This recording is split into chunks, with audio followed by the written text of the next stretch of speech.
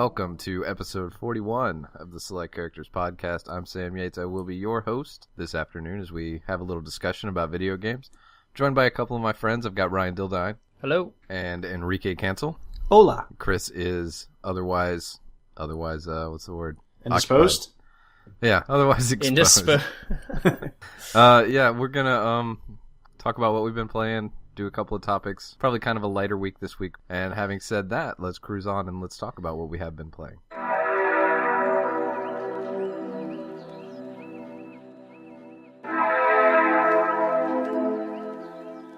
And it has been another excellent week for video games. Let's talk a little bit about what we have been playing. Let's start with Ryan. What you been up to? Well, I just started a new job, and they stuck me into a lot of hours of training, but I have thankfully been able to spend my evenings playing the new, what are they called? Is it Rocket Labs? Oh, yeah, the new stuff that released. Rocket Labs maps on Rocket League.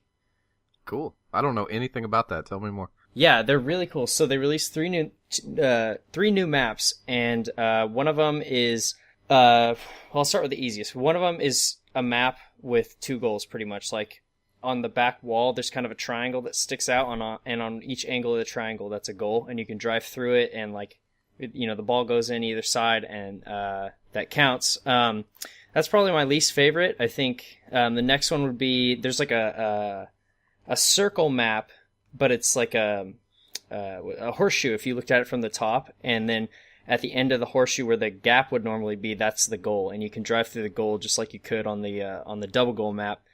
I really like that one just because it presents a lot of new situations that you wouldn't normally get in Rocket League just because of the shape of the map. So that one's really cool. And my favorite is the map.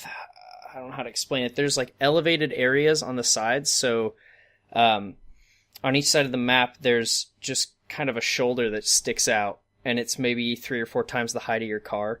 And you can use that to do like different aerials and that kind of thing. And the ceiling is raised way up, and it like curves around the top of the goal. So it just presents, like I said, it presents a lot of new situations that you wouldn't get out of one of the standard maps, or even out of the snow day map, because it's shaped the same way. So how do you get up there? Is there a ramp, or you got to fly up there? You mean like above the goal? Like these outcroppings you're talking about. The shoulders on the side of the map. You just drive. You can drive up. You can jump up. They're not super high, and it's not like a 90 degree. You can still drive up. It's like a 45 degree slant to get up on these shelves, and then you can launch off from there. So that's pretty much taken up all my gaming time this week, just because those maps are so good. And it's way too easy to pop in, play a few games, pop out, and go to bed. So. That's what I've been up to. Those sound like some really interesting changes to the formula. Like simple stuff, but I mean the game is at its face about what happens when you mess around with simple stuff. So it's a good way to do it without going too crazy, I think. It really freshens things up. Like after a while of playing the standard map, it's pretty easy to get ready for something new. And the new maps, it just breathed new life into the game for me, and I was playing it with my wife a bunch, so yeah, it was great fun. That's awesome, man. That's cool. Enrique, what you been playing?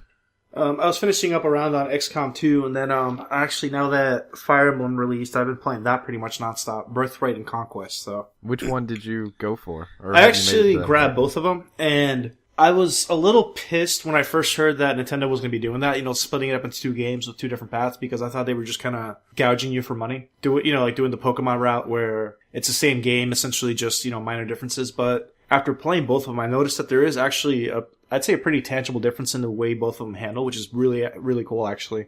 Birthright, awesome. Yeah, Birthright is kind of more beginner friendly, I'd say. It lets you grind experience and gold for your troops, so it's easier for you to like level them up and pair them off and, max out your levels. It's got a cool story so far, but I noticed that with Conquest, which is I guess when you play the evil side, you play their point of view. The battles are actually, they differ a lot in terms of objective. With Birthright, you have a lot of like very simple objectives like, hey, kill all the people on this map. That's it. With Conquest, they actually throw more, it almost seems like more puzzles at you where they'll have you, hey, survive for X number of rounds, or hey, endless wave of enemies. You have to activate these 4 points on the map without dying. And it's kind of really cool because it forces you to actually play smarter versus just kind of a numbers game, which you do in Birthright. So they're, I mean, on a fundamental level, they're actually different in regards to like the mechanics you have to put when you play them. So it's actually really refreshing. That sounds cool. And are they the same, like same cost for both sides? Or? Yeah, it's kind of cool though because if you actually buy just like what physical copy for one game, you can actually, I guess you get a discount code for the second game. So instead of paying $40 for like a hard copy for the other one, you can buy like I think $20 and you buy it as DLC. And you buy the other path. Okay, that doesn't seem bad at all. I mean, yeah, so it's kind of cool. So it's you do it through the digital store, which is neat. I don't think they really advertised that at first, so it's kind of nice. But just playing the crap out of that, and then XCOM, I'm giving a little break because one of my games got caught on a crash loop, and I just had to rage quit for a bit. Yeah, that's a huge bummer. Did you ever finish it yet? Yeah, no, I finished it. So I'm confident enough now that I'm actually gonna go back and play my Iron Man because I don't know. As much as I love those kind of games, I really hate going in blind and then losing over some stupid, like losing to a stupid mechanic or a bug. So I like to kind of play through on a regular difficulty, kind of get my bearings. Then after that, I'll go through and challenge myself. Yeah, I feel the same way. I finished it this week, but I don't know if I'm going to go back to that one until there's like another, like a revamp mod, like the Long War for this one. I think that would draw me back in, but right now I think I'm pretty satiated on XCOM for a little while. Kind of like did what you needed to do and saw what you needed to see and all that. Yeah, I think so. I think that about. Yeah, I mean, I was happy with the game though. So I just wish that they would have fixed a lot of those bugs when it first came out. Honestly, I'll tell you what was funny was I did just play the first mission on Legendary just to see what it was like, and there's, in addition to the 2 pods that you normally get, there's a sectoid on the very first like mission. Really? Yeah, it's bad news. It is bad news. That almost made me want to do it again, but I really do want to see some patches and bug fixes and some like quality of life mods. I think that would go a really long way for that. Let's see. In addition to that, I also played Firewatch all the way through. How is that? Because I've heard some good things on it so far. It's fine. It's a totally decent game. It's just decent. It's a ringing endorsement. It's not going to burn up any charts for me personally, but that's not normally my jam when it comes to that sort of experience, but it was fun. It was fine. Some of the stuff in there, I guess I'd have to get a little too into it to talk about, but the very beginning was pretty impactful for me. That's like my absolute worst nightmare. Like the very beginning of that game is my absolute darkest timeline in real life. Wow. So okay. That was cool. That kind of came in hard. The ending was great. I thought it was good to see. Shit, if you don't want to hear any spoilers at all about Firewatch, stop listening. But the ending was grounded in a way that I think that's where a lot of the complaints are coming from. Yeah, I heard the game kind of does this big misdirect where the ending makes sense in the scope of what the game is supposed to be, but I guess at the micro level it just seems really off. Yeah, I think that you always, or at least what I've seen in video games, is that there needs to be this huge transcendental twist or something, that you came out of nowhere and all this other kind of thing, and this is just a closure of an ending that's very grounded in reality, and it takes place, like, it obeys all the rules of the reality that we're in right now, and I think that when all you see is these endings that are so fantastical, maybe that doesn't taste as good. It doesn't like live up to what I guess people's own expectations of it are. Yeah, but I thought it was refreshing. I thought it was a great ending because of that, because they kept it confined to the actual narrative that could have been in the real world, without going absolutely haywire with it. And I just think we've come to expect that. They decided not to do that, and maybe that's where the disconnect is. But that game's fine overall. I liked it a lot.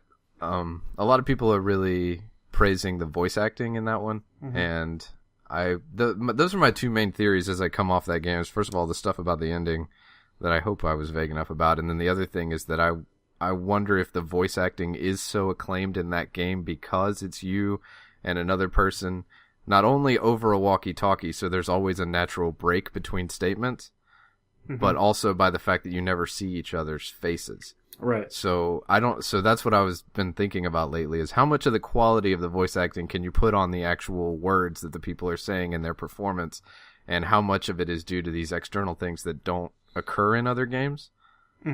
So I'm not sure about that. Still thinking about it. I don't really look at voice acting that much, so it's just an interesting thing to kind of start to wrap my head around. It's a funny thing because like voice acting is one of those things where when it's done really well, you don't really notice it. Yeah, so that's true. When people praise voice acting, it's something that really has to go above and beyond. At least for me, the last game that I actively like sat up and thought, man, like that voice acting is fantastic, was in Darkest Dungeon. Yeah, because like I like the narrators. He had like this really kind of baritone, deep, dark, melodic kind of poetic voice to it. Yeah, I don't. My initial thing was that maybe it's so good because it doesn't, because of the walkie-talkie thing. It doesn't matter if you have somebody record on Tuesday and then the next person records on Wednesday, and that maybe combining those two things is what always makes voice acting seem off.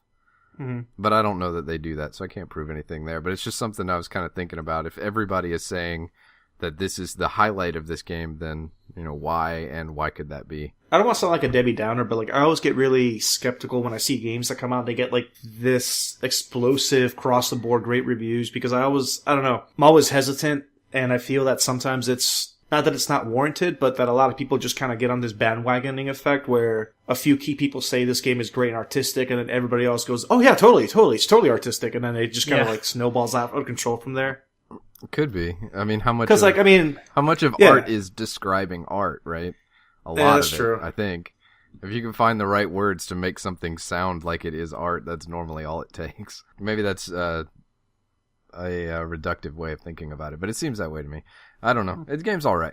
Game's totally fine if you're into that kind of thing, and it's not long, so it doesn't overstay its welcome or anything like that. It's long as it needs to be, and no longer. That's perfect. And let's see, that was it, man. Just that and XCOM 2. That was it. I booted up that Danganronpa for 5 minutes. Oh yeah, what'd you think so far? I think the style is awesome. Dude, it's so like balls off the wall crazy. Like it sucked me the first time I picked it up. I love the visual style of that game. Just from the intro and the couple of like rooms that I moved around. Like I said, it was literally only 10 minutes before I had to close it down. But I'm excited to get into that more. I love the way it's drawn. Just visually, it's extremely compelling. And it's a fun series in general, dude. Like even like the actual like cases you go through, the way they're stylized is such a trip. So that's awesome. I mean, might have something to report on that next week, but that was about it for my week. So that was what we've been playing. You guys want to talk about maybe a topic or two? We'll see what we can squeeze in here.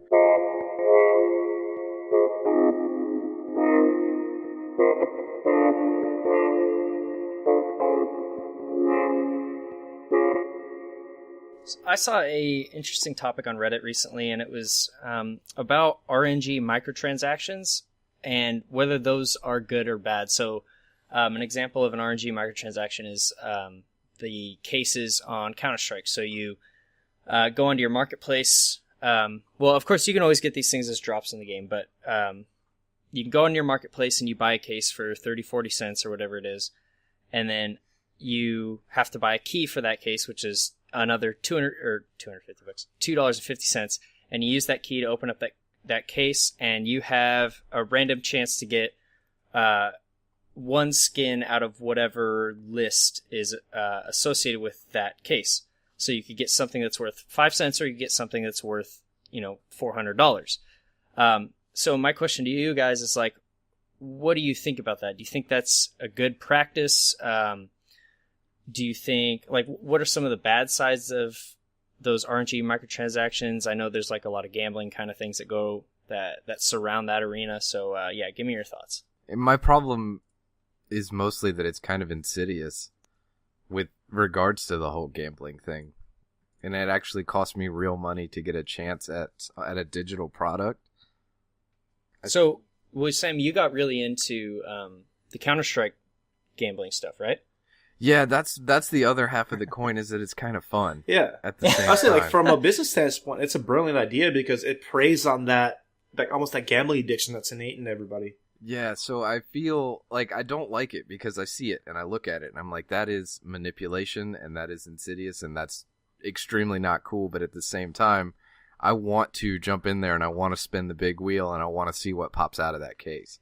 Yeah, that's kind of how I feel about it too, because a few months back when I had made way more money than I do now, I bought a ton of Counter-Strike cases. I think it was close to like $80 worth, because the first time I had bought cases, I got a Op Asimov and it was worth like $60, and I was like, cool, so this is going to happen all the time, right? And I bought a bunch of cases, and like an idiot, I'd opened all of them and I lost a ton of money, and I haven't opened a case since.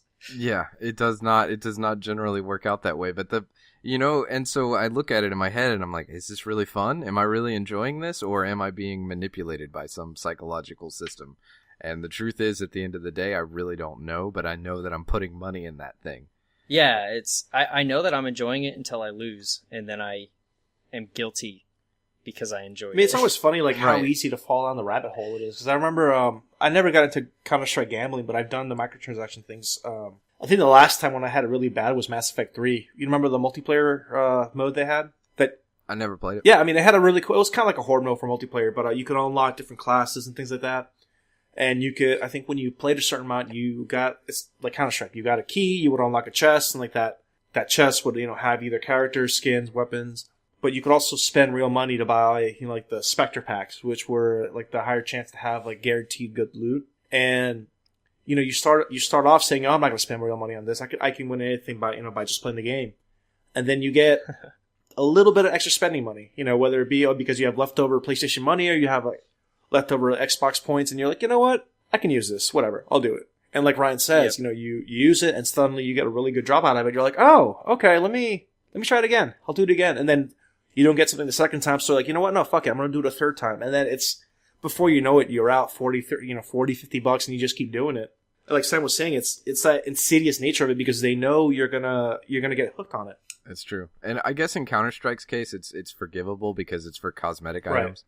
So whatever, no big deal. Maybe that here's the thing is that when it comes to the fact that, and I've only seen this on mobile, I can't think of an actual video game that's run this way, but is when what you're buying has a random chance to generate something that's actually useful in the game, like more than just cosmetic, or even so far as the fact that it's something that you need to improve or get better stats or whatever, then I've never bought one of those.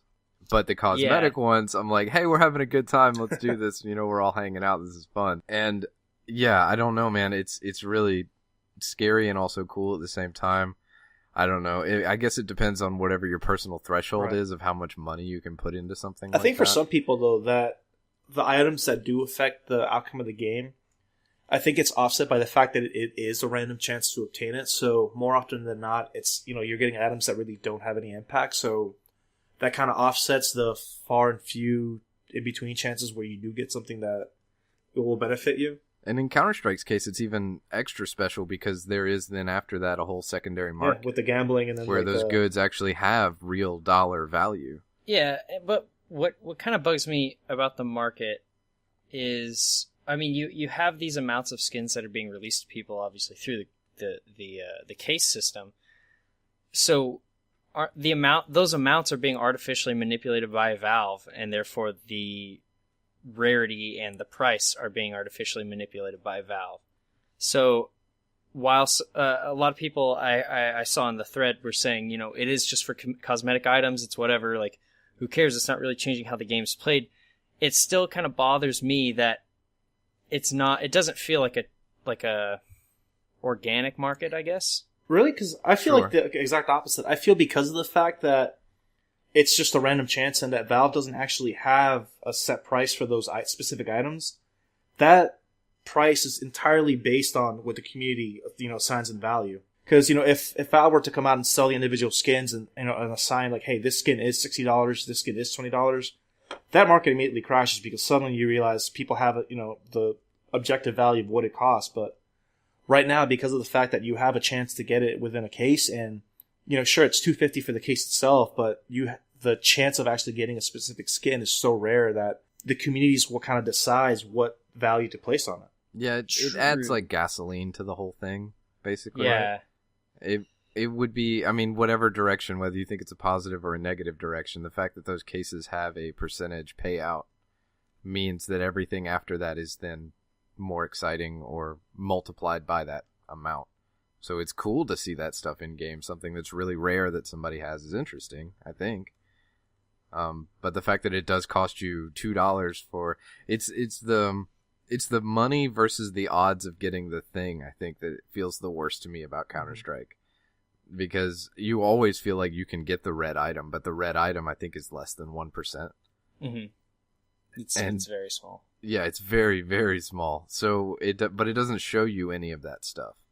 And once I looked it up, it was sort of demoralizing to me because I realized, whoa, I didn't really have as much of a chance of getting that thing as I thought I did. But I mean, are those consideration things that pop in like way after the fact, or does that even cross your mind when you're actively thinking about spending money on it? It's probably an after the fact thing. When I'm thinking about spending money on it, I'm just like, all right, cool, let's see what happens here. But I think if we all agree that selling cosmetic items is just fine, like, all right, you can do that, no big deal, then doing something to sell them in an interesting way, I think is okay. Mm-hmm. I mean, there are arguments to be had about the price versus the value, and the fact that it does seem a little expensive for what you get or could potentially get. That seems a little bit off to me. But in general, I think that's good. It's way better than just buying a cosmetic thing for a certain number of points and going, okay, now I got this. Or at least for me, it's more exciting. But I love the whole gacha machine sort of phenomenon, I guess. Like, I like spinning big wheels, and I like, watching random outcomes. It just feels cooler than saving up and buying something just to get it through random chance. Oh yeah, 100%. So, is this something you guys want to see in more games? Because this practice is starting to spread to other games. So, how do you feel about that?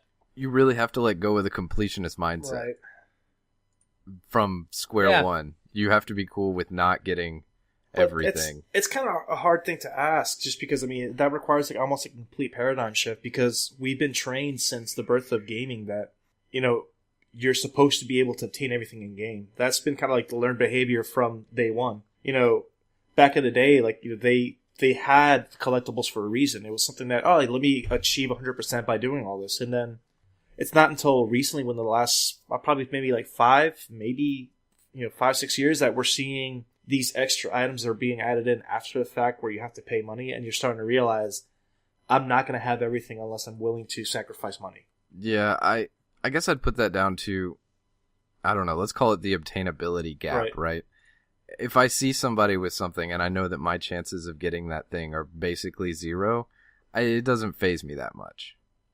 So that's not that big of a deal. But if it depends on what the drop rates are from the crates, depending on how cool it is, It either need to be very low or high enough to be obtainable, but there's a point in the middle there where I'm going to get extremely frustrated because it should be possible, but I'm spending too much money, and now I'm pissed off at the whole ordeal. But as long as they don't land there, and I have made it past this hurdle, and I go, okay, I'm not going to get everything in this game. Like, I saw this one thing, I'm never going to get that. It's never going to happen. And so after that first one, the rest of the dominoes fall. And I come to mental peace with the fact that I'll never have every skin, or whatever it is. And at that point, maybe I'll run the machine a few times. Maybe I won't. I don't know. But I think it's fun. So that's all I got, really. Yeah, I don't know. I don't know if I enjoy that machine that much, like that. The gambling machine. I don't know. I almost feel like in terms of buying cosmetic items, I would rather buy content that then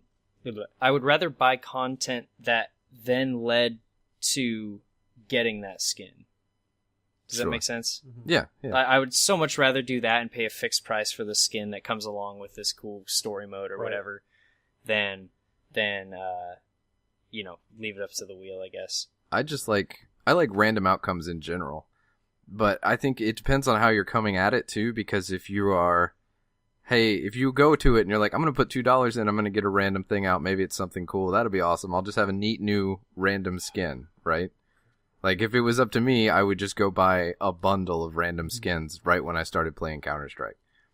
But if you're saying, I need to put $2 in, which means I need to get something worth at least $2 back out. If I buy 5 cases, I need to get my money back. Hopefully I can make money. If you're coming at it with a financial sort of perspective, I can see why that stuff would immediately become a huge bummer. But if you don't really care about the dollar aspect of it, if it's put $2 in, get something cool out, that's a different kind of ballgame. Yeah, I see that. And so, I want everything to be random. That's my favorite way to play anything. Does your game have a random scenario? That's where I'm at. Let's do that. You know what just bothers me with the whole that randomization of it is when, because like right now, we can kind of agree that it is a little bit insidious how they manipulate you into spending the money for that maybe chance of obtaining something. Sure, yeah. I mean, it's a bug in the human brain, and they're exploiting it. I've seen it done even worse, and Destiny is guilty of this, but where they take it a step further and they actually start manipulating the actual price point based on that. Destiny recently kind of implemented that whole like a kind of a microtransaction system where you can buy silver on the either PlayStation Store or Xbox Store, and then you use that as an in-game currency to buy like things during special events, like to just buy random emotes. And then when they have like the Halloween event, Valentine's event, they sell masks and special edition emotes and stuff you can spend silver for. But and you see this with the Halloween one. So like Halloween, like they included like these like limited edition masks, and you could have a chance of, randomly having them drop throughout the world, or you could actually just straight up buy like a mystery pack and it would have like a random mask in it. And you can't buy enough silver to buy one box. You have to buy like, I think a bigger amount of it because of it. And you have that. Is it 2 boxes or is it 1.3? Because those are very different. Like the silver you can buy, is it enough for an even multiple, like 3 boxes worth, 2 boxes worth, or is it somewhere in the middle? It's like, it's enough for like 1.5. That's bad. Yeah. So you get into like that. It's almost like you have 2 different, I guess, mechanics kind of overlapping. On the one hand, you have that, that obsession you get with maybe the next one will give me something I need. But then you have that other one where you're never going to have enough for the next one unless you buy more. So you're almost caught into like this, this feedback loop of, you buy money, you buy 1 box, you realize you don't have enough for the next box, so you buy more money, you have enough for 2 boxes, and you're like, shit, I don't have enough for the 3rd one. And it almost like tricks you into kind of like sealing this loop yourself.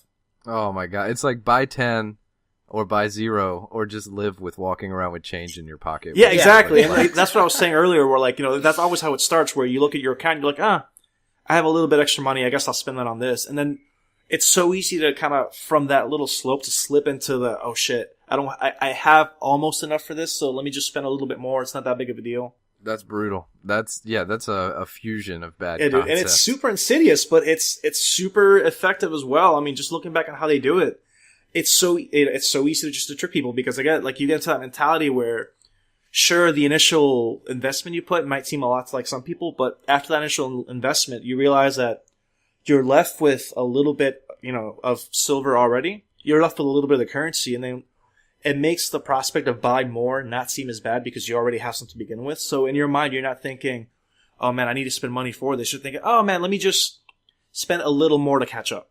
Right. I'm losing money by exactly. not buying. It's fiscally These responsible points not to are do just this. going to waste. Yeah, it's tricky, man. And the thing that I find or at least for me, the worst part is if I build those mental defenses, like think about what I'm going to get out of it. Think about the money I'm going to spend in it. Try and decide, is it worth my time? The answer is almost always no. If I really sit down and think about, do I want this thing? Oh, yeah. What are the odds? The answer is almost always no. But yet, if I leave that aside and I don't think about the future and I just decide to have a fun time, I actually kind of enjoy it. So it's really tricky, man. I mean, it's all about, marketing incentives and how the brain works and all that stuff. It's complicated shit, to be honest, but I don't think it's the worst thing. As long as what you're spending money on is something that, if the process is kind of fun, maybe it looks flashy, I don't think it's the worst thing in the world.